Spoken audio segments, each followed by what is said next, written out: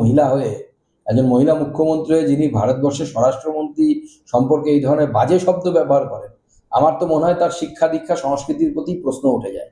উনি নিজের শিক্ষা দীক্ষা, নিজের সংস্কৃতিকে নিজেই প্রশ্নের মুখে ফেলে দিচ্ছে। জাতীয় নির্বাচন কমিশনকে আক্রমণ শানিয়ে সাগরদ্বীপের সভা থেকে মমতা বন্দ্যোপাধ্যায় বলছেন কেন্দ্রীয় স্বরাষ্ট্রমন্ত্রী ও রাজ্যপালকে নিয়ে এখানে সুপার রাষ্ট্রপতি শাসন চালাচ্ছে কমিশন। পাল্টা বিজেপির কি প্রতিক্রিয়া, পরপর আপনাদের সামনে। আমি প্রথমে আপনাদের কাছে একটা আবেদন করব। আপনারা জানেন এখন অ্যাডমিনিস্ট্রেশন আমার হাতে নেই, ল অ্যান্ড অর্ডার টোটালটাই আমার হাত থেকে কেড়ে ইলেকশন কমিশন হাতে নিয়েছে। আর ওরা হোম মিনিস্টার অমিত শাহর কথাই চলে, আমার কথাই চলে না। চিফ সেক্রেটারি চেঞ্জ হয়ে গেছে, হোম সেক্রেটারি চেঞ্জ হয়ে গেছে, ডিজি চেঞ্জ হয়ে গেছে,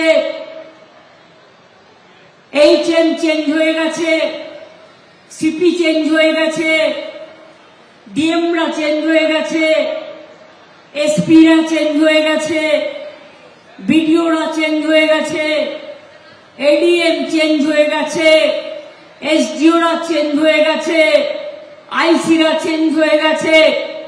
আমার হাত থেকে সব ক্ষমতা কেড়ে নিয়ে ইলেকশন কমিশন এখানে সুপার রাষ্ট্রপতি শাসন চালাচ্ছেন।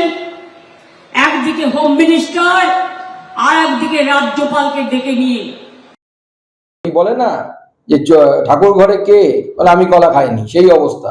পরিকল্পনা মুখ্যমন্ত্রী চাইছেন যে রাজ্যের কোন একটি জায়গায় একটু গুলি চলুক, ঠিক শীতলকুচির মতো অবস্থা তৈরি হোক, বিশেষ করে মুসলিম সংখ্যালঘু এলাকায়। তাহলে পরে ওনার ভোটটা কনসলিডেট হবে, যেটা 21 সালে হয়েছিল।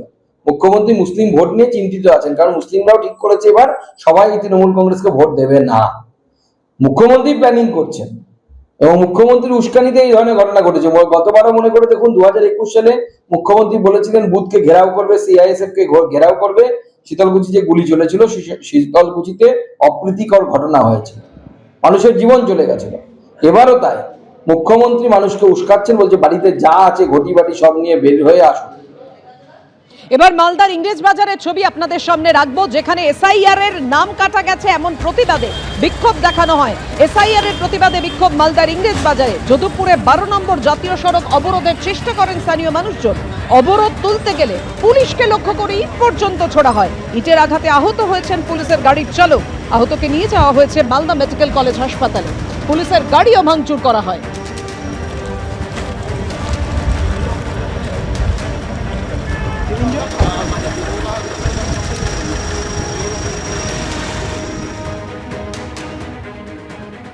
ভোটার লিস্টের নাম বাদ মালদার মোথাবাড়িতে তাণ্ডবের ঘটনার পর ওল্ড মালদার মঙ্গলবাড়িতে বিক্ষোভ দেখানো হলো। 12 নম্বর জাতীয় সড়ক অবরোধ করে বিক্ষোভ। ঘটনাস্থলে মালদা থানার প্রচুর পুলিশ সহ কেন্দ্রীয় বাহিনীও মোতায়েন রয়েছে।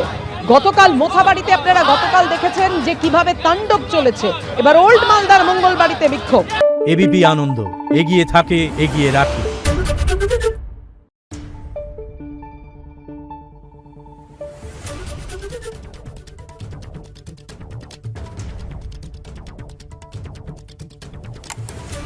Thank you.